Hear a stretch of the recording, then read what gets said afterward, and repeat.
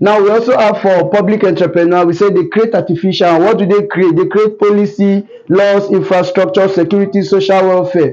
Now I want.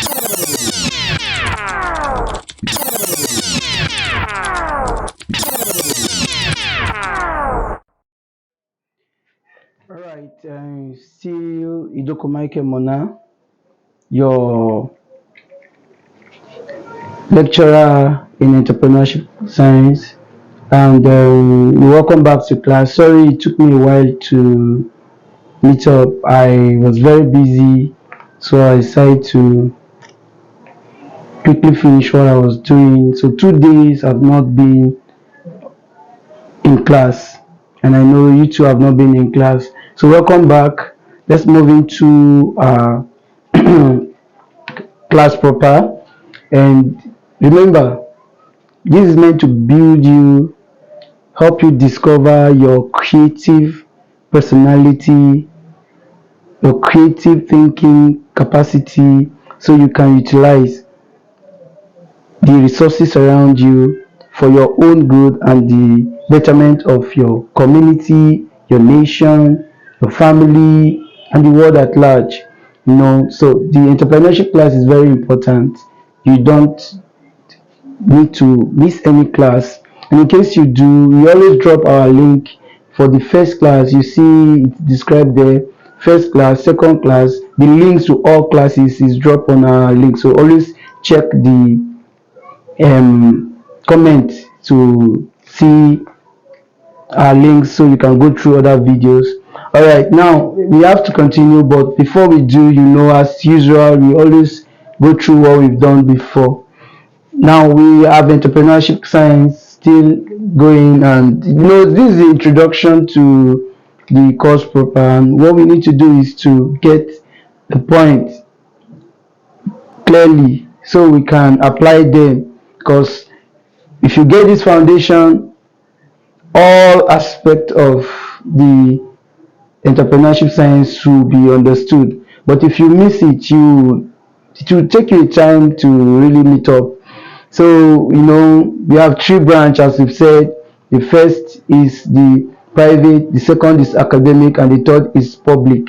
Now these three branch of entrepreneurship science is explaining what the entrepreneurs in the private sector do, what the entrepreneurs in the academic sector do, and then what the public entrepreneurs do.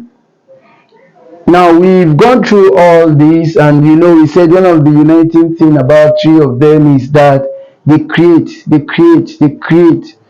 Like we defined our entrepreneurship, we said entrepreneurship is creation for exchange. We create for exchange. It's not like business. The businessman picks what exists. We've explained in the last class an exchange. So they can pick what an entrepreneur has created for exchange. They can as well pick the what nature has, what God has created, the way it is, and go out there for exchange. Creativity is not applied to the product. So for a businessman that sells, let's say mango, like we illustrated in our last class, all the man do or the woman do is to go pick the mango, maybe clean it up, which is hygienic, and then take it to the market for sale. But an entrepreneur comes with a new creative thinking, and then just pick the mango, apply one or two technology, extract the juice, and then bottle it or pack it in a whatever container branded by the entrepreneur for exchange. That's the two difference, right? And that's where we have to say creating differentiate an entrepreneur from a businessman. Creating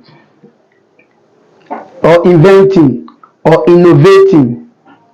So they create, and how do they create? What's the name of what they create? The three branch of entrepreneurship also has it in artificial creation. So when we want to link or when we want to talk about an entrepreneur, one thing that is very pronounced is that they have an artificial creation they want to exchange.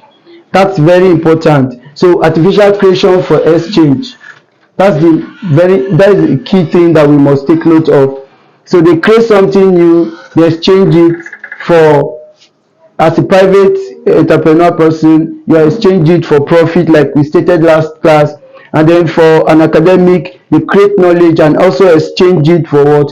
Satisfaction of curiosity through problem solving for gain. So, I will need to talk about people like Albert Einstein. Albert Einstein, despite his invention, initially did not win what is referred to as um, Nobel laureate, right?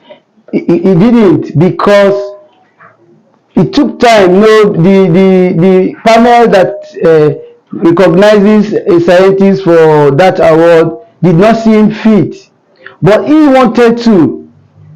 So in maybe in one of the subsequent class, we'll talk about academic entrepreneurs who have made impact and why they wanted to.